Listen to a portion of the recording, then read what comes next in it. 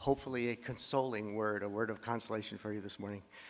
When children are very little, right, they come running to us with all kinds of questions and reactions to everything. Anything happens and they share it with us, right? They're very excited.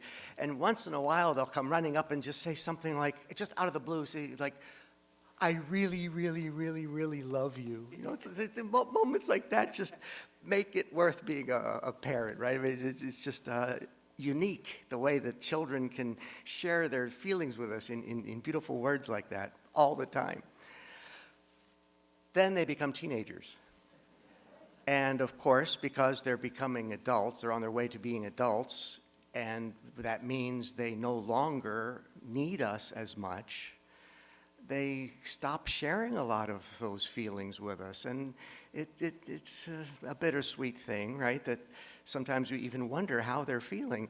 But once in a while, when some huge thing happens in their life, they're rejected from a college, or they lose at a football game, whatever, some big emotional upheaval happens in their life, they'll come to us, and sometimes they don't even have the words to say. They just cry on our shoulder, and that is a beautiful thing, because it reminds us that yes, they still consider us their parent and still love us, right? It's a beautiful thing. Today's gospel reminded me of this, that we stand in the same relationship with God. Very often in our prayers, we use words, beautiful words, and he loves to hear it, of course. But once in a while, we don't have the words. We're overwhelmed with some emotion, some huge, ineffable feeling that we struggle to find the words, but we're tongue-tied.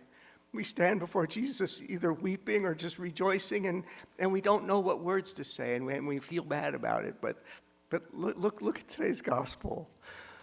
Very often people in the Gospels said words to Jesus that impressed him, like the leper, Jairus, the Canaanite woman, the good thief on the cross, right? A lot of people said things to Jesus that really impressed him, and he praised them for their faith.